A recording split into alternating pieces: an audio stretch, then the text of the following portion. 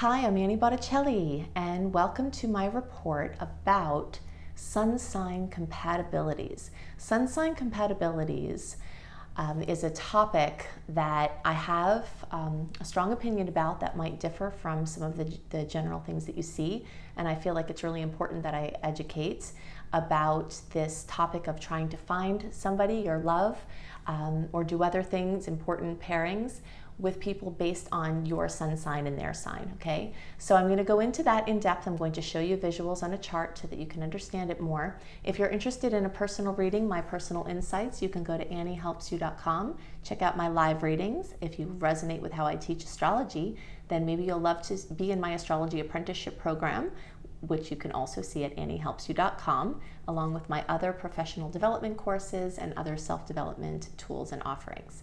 Okay, so now I'm going to get into this very hot topic about sun sign compatibilities.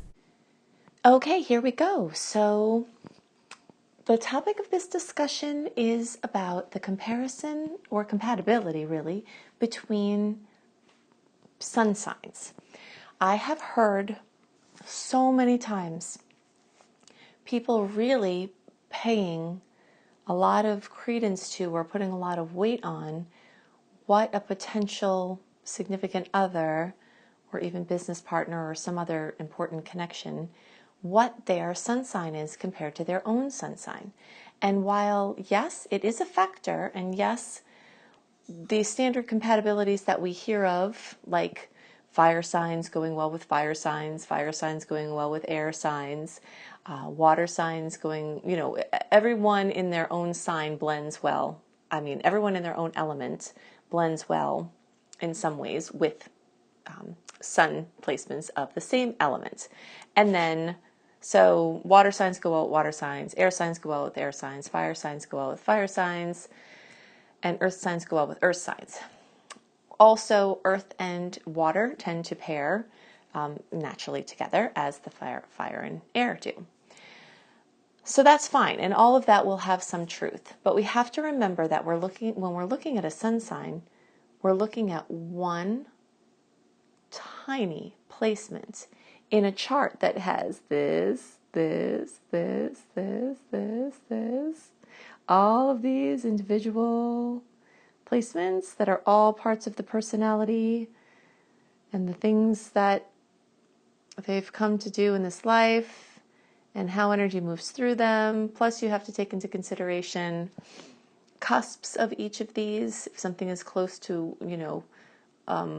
the end of a sign or close to the beginning of a sign, there's relevance there. There's also the rising sign. There's the energies on each of the cusps of the houses.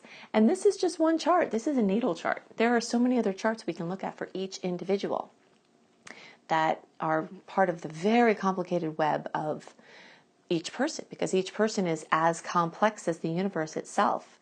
So if you were to just put too much weight on this one teeny little sign or placement right there, you can see how when you understand how much more there is to a person, how that may carry some relevance, but how it's just a drop in the bucket of what we would compare in an in-depth synastry to somebody else. The sun in the chart represents what we want. Okay, so it's our desires, it's the things that just we love, how we want to create. So yes, it's true that if you were to take someone here like a sun in Gemini with a sun in Scorpio, the air and the water, they don't naturally mix as well. So when you're talking about just certain straight wants in life, this Scorpio person is going to have wants consistent with Scorpio, which are totally different and not in sync with wants from the Gemini placement. But if you were to dismiss somebody based on their sun sign, you really could be missing out because there's so much more to look at. So I'm going to show you just a couple of brief things, and I go into way more detail about how you do synastries in my astrology apprenticeship program if you're interested in those kind of things. But just quickly here, okay, if you were to dismiss this relationship you'd really be missing out, okay? Because this person A has their rising sign of Scorpio. And this person is the sun sign Scorpio. So the sun would be in sync with the rising sign. Specifically, this is at 15 degrees. So this planet is an asteroid, Vesta. Vesta would be exactly on this ascendant, which is a beautiful match.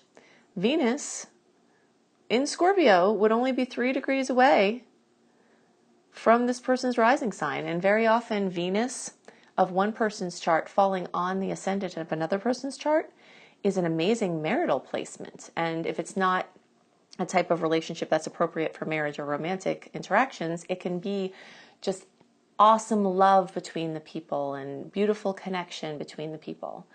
So other things to consider are, even though this person too is a Scorpio, they have a ton of Libra energy.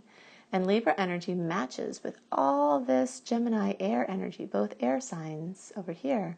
So a huge amount of this person's being, even some Aquarius here, matches with this person's Gemini, all their Libra, the Aquarius here. So there are quite a lot of things that sync up these two people. And if we just went on the sun sign alone, do you see what a travesty that could be?